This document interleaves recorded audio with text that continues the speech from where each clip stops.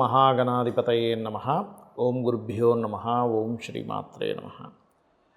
అరుణాం కరుణాతరంగితాక్షీం ధృతపాశాంకుశపుష్పబాణచాపాం అనిమాదిభిరావృతాం మయూకైః అహమిత్యేవ విభావయే భవానీం. శ్రీమాత్రే నమః. మనం ఈరోజు వార ఫలితాల్లో 13వ తేదీ నుంచి 19వ తేదీ వరకు ఉన్నటువంటి గ్రహస్థితి ఏ విధంగా ఉంది. 13వ తేదీ మనకి చంద్రుడిని కనుక తీసుకుంటే మకరంలో ఉండి 19వ తేదీ కల్లా మేషంలో సంచరిస్తుంటాడు. అదేవిధంగా మిగతా గ్రహాలు రాహువు కేతువు, కుంభంలో రాహువు, సింహంలో కేతువు మనకి ఈ యొక్క జూలై మాసంలో జూలై 13 నుంచి శని వక్ర గతి కూడా జరుగుతుంది, గుర్తుపెట్టుకోండి. అదేవిధంగా గురువు రవి మిథునంలోని, శుక్రుడు వృషభ రాశిలోని, ఈ యొక్క రవి 16వ తేదీ మధ్యాహ్నం తర్వాత నుంచి కర్కాటకంలోకి వస్తున్నాడు. బుధుడు కూడా అక్కడ ఉన్నాడు. అదేవిధంగా కుజుడు కేతువు సింహంలో కలిసి ఉన్నారు. ఈ యొక్క గ్రహస్థితిని అనుసరించి ద్వాదశ లగ్నాల వారికి, లగ్నం తెలియని వారు రాశి నుంచి హ్యాపీగా చూసుకోవచ్చు, అందులో ఎటువంటి అభ్యంతరం లేదు. వారికి ఎటువంటి ఫలితములు జరగనున్నాయి, ఏ విషయాల పట్ల కాస్త జాగ్రత్తగా ఉండాలి అనేటువంటి విషయాలు చెప్తుంది నేనైనప్పటికీ కూడా చెప్పేసింది సాక్షాత్ లలిత అమ్మవారిగా భావిస్తూ ఒక్కొక్కరి గురించి తెలుసుకుందాం. మిథున లగ్నము, మిథున రాశి, మిథునం వారి కనుక చూసుకున్నట్లయితే మీకు మీ యొక్క రాశిలో రవి గురువులు ఉన్నారు. ఇది పేరు ప్రఖ్యాతలు ఇచ్చేటువంటి కాంబినేషన్ కాబట్టి మీకు ఒక గుర్తింపు, పేరు ప్రఖ్యాతలు రావడం జరుగుతుంది. కాకపోతే 3వ స్థానంలో కుజుడు కేతువు ఉన్నందుకు ఎవరితోనైనా ఏదైనా మీరు రాతకోతలు మాట్లాడడము, కమ్యూనికేషన్స్ చేసేటువంటి అంశాల్లో చాలా జాగ్రత్తగా ఉండాలి.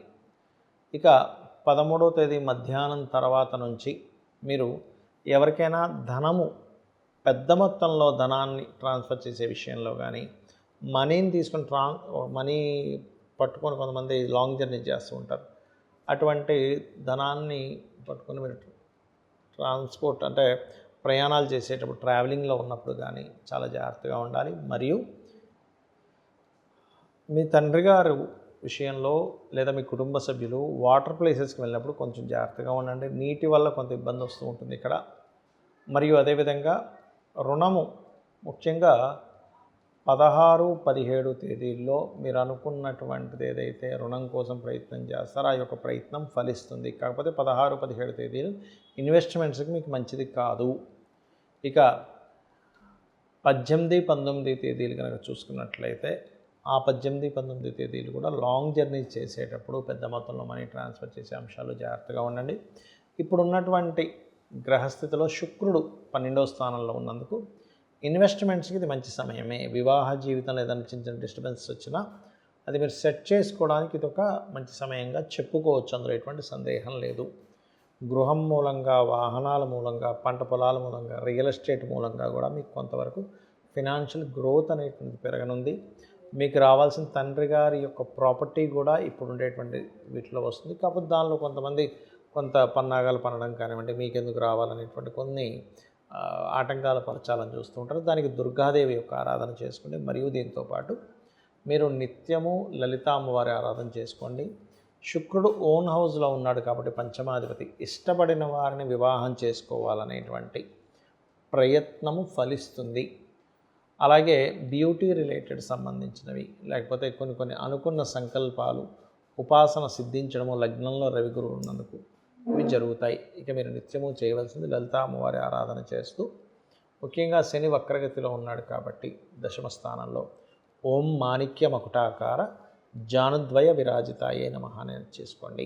చాలామంది బ్లాక్ మ్యాజిక్స్ జరిగాయి, మా లైఫ్ అందుకే ఇలా అయిపోతుంది అని బాధపడుతూ ఉంటారు. ఒక విషయం మీరు గుర్తుపెట్టుకోవాలి, అసలు బ్లాక్ మ్యాజిక్ జరిగినప్పుడు ఎటువంటి సిమ్టమ్స్ ఉంటాయి మీకు, దాన్ని చాలా సునాయాసంగా ఎలా తగ్గించుకోవచ్చు, మరీ తీవ్ర స్థాయిలో ఉంటే అలా చేయొచ్చు, చెప్తానండి మీకు. ఇక్కడ బ్లాక్ మ్యాజిక్ అనేటువంటిది ఒకప్పుడు చేసినంత సాధన పరంగా ఇప్పుడు ఎవరు లేరు చేసేవాళ్ళు, చాలా తక్కువ మంది ఎక్కడో ఉంటారు, ఒకరిద్దరు. కాబట్టి మొట్టమొదటిగా మీరు అపోహలో ఉన్నారా బ్లాక్ మ్యాజిక్ జరిగిందని, లేకపోతే నిజంగానే జరిగిందా అనేటువంటిది తెలుసుకోవాలంటే మీకు నడుస్తున్న మహాదశ చాలా ప్రధానం. రాహు మహాదశ నడుస్తున్నా, శని బాగా పాడైపోయిన మహాదశ నడుస్తున్నా మీ మీద బ్లాక్ మ్యాజిక్ జరగడం అనేది జరుగుతూ ఉంటుంది, గుర్తుపెట్టుకోండి. ఇది మీ మీద జరిగిందా లేకపోతే మీకు తెలియకుండానే ఒక నెగటివ్ ఎనర్జీ మిమ్మల్ని పట్టుకుందా అన్నప్పుడు అది కూడా జరుగుతుంది. ప్రతిసారి ఇంకోరెవరో చేయాలని రూల్ లేదు, గుర్తుపెట్టుకోండి. ఒక్కొక్కసారి సమ్ నెగటివ్ ఎనర్జీస్ మీరు నివసిస్తున్న ఇంట్లో కావచ్చు, మీరు చేస్తున్న పనుల వల్ల కావచ్చు, మీరు తిరుగుతున్న ప్రదేశాల వల్ల కావచ్చు, ఒక్కోసారి నెగిటివ్ ఎనర్జీ వస్తూ ఉంటుంది. ఆ రకంగా జరుగుతుంది. ఒక్కొక్కసారి ఎవరి మీదో ప్రయోగం చేసి మీ వైపు తిరుగుతుంది. అయితే ఇది ఎవరికి వర్తిస్తుంది బ్లాక్ మ్యాజిక్ అనేది చూసుకుంటే, సన్ అంటే సూర్య భగవానుడు ఎవరికైతే వీక్గా ఉంటాడో వాళ్ళ మీద మాత్రమే ఈ బ్లాక్ మ్యాజిక్ ప్రయోగం జరుగుతుంది. అదర్వైజ్ అది ఆ ఎనర్జీస్ అది సూర్యుడి యొక్క ఎనర్జీ ఎప్పుడైతే ఉంటుందో బ్లాక్ మ్యాజిక్ పనిచేయదు వారి మీద. గురుగ్రహం బలంగా ఉన్నా, సూర్యుడి యొక్క స్థితి బలంగా ఉన్నా, లగ్నం బలంగా ఉన్నా, పంచమ భాగ్యాధిపతులు బలంగా ఉన్న, ఉపాసన రెగ్యులర్గా చేస్తున్న, నిత్యము దేవతార్జన చేసే వాళ్ళకి, అమ్మవారు ఉపాసకులకి, అదేవిధంగా ఆంజనేయ స్వామి ఉపాసకులకి, కాళీ ఉపాసకుల మీద బ్లాక్ మ్యాజిక్ పెద్దగా పని చేయదు. అంటే ఏ దేవత అయినా మీరు ఉపాసన చేస్తున్నారు, ఉదయం సాయంత్రం నిత్య దేవత ఆరాధన చేస్తున్నారు, నిత్యం ఆలయాలకు వెళ్తున్నారు, పని చేయదు. ఇది గుర్తుపెట్టుకోండి. మరి కొంతమందికి ఊహించుకుంటారు, నిజంగానే ఏమైనా వచ్చిందేమో, నాకేదో ఎవరో చేశారు, అలాంటప్పుడు దుర్గా ఆరాధన చేయండి. మరి కొంతమందికి కొన్ని ఇళ్లల్లో ఉంటాయి అలా, వాళ్ళ ఇల్లు ఖాళీ చేసి వెళ్ళలేరు, వాళ్ళు ఎక్కడికి వెళ్ళినా అక్కడికి వస్తూ ఉంటుంది. అలాంటప్పుడు రక్ష అనేటువంటిది ఒకటి ఉంటుంది. గృహానికి సంబంధించిన ఒక రక్ష సంబంధించింది మీరు బయట పెట్టుకోవచ్చు, ఇంటి బయట. అంటే ఎటువంటి నెగటివ్ ఎనర్జీస్ రాకుండా అది పనిచేస్తుంది. చాలామందికి ఇట్లాంటివి ఉన్నాయి అన్నప్పుడు మీరు చేసుకోండి ఎక్కడైనా, అంటే లేదంటే మీరే తయారు చేసి ఇవ్వండి అన్నప్పుడు, నేను తయారు చేసినప్పుడు చాలామందికి దానివల్ల బెనిఫిట్ కూడా కలిగింది. అయితే మీరు ఎక్కడైనా చేయించుకోవచ్చు, నా దగ్గర చేయించుకోవాలని రూల్ ఏం లేదు. అది బ్లాక్ మ్యాజిక్ సంబంధించిన రాకుండా ఉండడానికి ఒక దేవతా సంబంధించిన దాన్ని కొన్ని రోజులు జపం చేసి దానిలో ఆ దేవతని ఆవాహనం చేసి పెడతారు. అది అయితే ఇక్కడ మరికొంతమందికి ఎలా ఉంటుందంటే, వాళ్ళ జన్మజాతకంలో ధన సంబంధించినటువంటి ఇబ్బందులు వస్తే కూడా బ్లాక్ మ్యాజిక్ జరిగిందనే ఊహలోనే ఉంటారు. మీ ధనాధిపతి ఎలా ఉన్నాడో చూసుకోండి. సరే, మీ ధనాధిపతి బాగోలేడు, ఎంత ప్రయత్నం చేసినా ధనం రావట్లేదు, అప్పుడు లక్ష్మీ ఆరాధన చేసుకోవాలి. ఇప్పుడు కూడా లక్ష్మీ ఆరాధన, లక్ష్మీదేవి అష్టోత్తరం చదువుకోండి, లేదా లక్ష్మీ యంత్రాన్ని పెట్టుకొని చేయడం. అంటే లక్ష్మీ యంత్రాన్ని దాన్ని కూడా ఒక యంత్రం తీసుకొని దాన్ని చక్కగా లక్ష్మీదేవికి సంబంధించినటువంటి ఏవైతే అధిదేవతలు బీజాక్షరాలు ఉంటాయి పెట్టుకొని రోజు నిత్యదేవత ఆరాధన చేసుకుంటే కూడా యంత్రానికి ఎక్కువ శక్తి ఉంటుంది. నిత్యదేవత ఆరాధన అలా చేసుకోవచ్చు ఫైనాన్షియల్ గ్రోత్కి. ఇక మరొక విషయం ఏంటంటే, ఇక్కడ ఎప్పుడూ కూడా ఎంతసేపు నాకు ఇలా జరిగింది కాబట్టి నాకు బ్లాక్ మ్యాజిక్ వల్లే అయ్యింది, లేకపోతే ఎల్నాడు శని వల్లే అయ్యింది, లేనట్లయితే కాల్సర్పయోగం వల్లే అయింది అన్నట్టు కాకుండా, అసలు ఏ భావం, అన్నదమ్ములతో అక్కచెల్లెలతో ఇబ్బంది వస్తుంది, మూడో భావాన్ని చెక్ చేసుకోవాలి.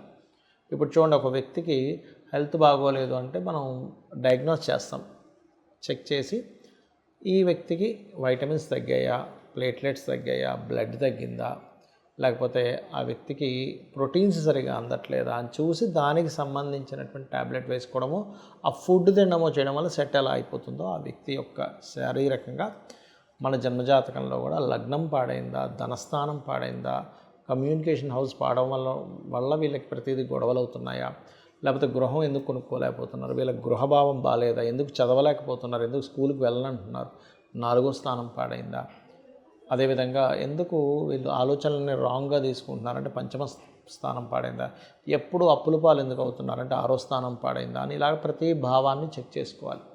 ఆ రకంగా వివాహం అవ్వట్లేదు అంటే 7వ స్థానం, అన్ఎక్స్పెక్టెడ్ థింగ్స్ ఎక్కువగా జరుగుతున్నాయి అంటే 8వ స్థానం, అదేవిధంగా బ్యాంకింగ్ ట్రాన్సాక్షన్స్ విషయంలో ప్రతిసారి ఏదో ఒక ఇబ్బంది అవుతుందండి, పెద్ద పెద్ద మొత్తంలో ధనం ఇబ్బంది పడుతుంది, తండ్రికి ఇబ్బంది అవుతుందని 9వ స్థానం, కెరియర్లో రాణించట్లేదు 10వ స్థానం, వ్యాపారంలో రాణించట్లేదు 11వ స్థానం, ఇన్వెస్ట్మెంట్ చేసిన ప్రతి ఇన్వెస్ట్మెంట్ డెడ్ ఇన్వెస్ట్మెంట్ అవుతుంది 12వ స్థానం. ఇలాగా ఒక్కొక్క భావము, ఒక్కొక్క లగ్నానికి ఒక్కొక్క గ్రహం సంబంధం ఉంటుంది.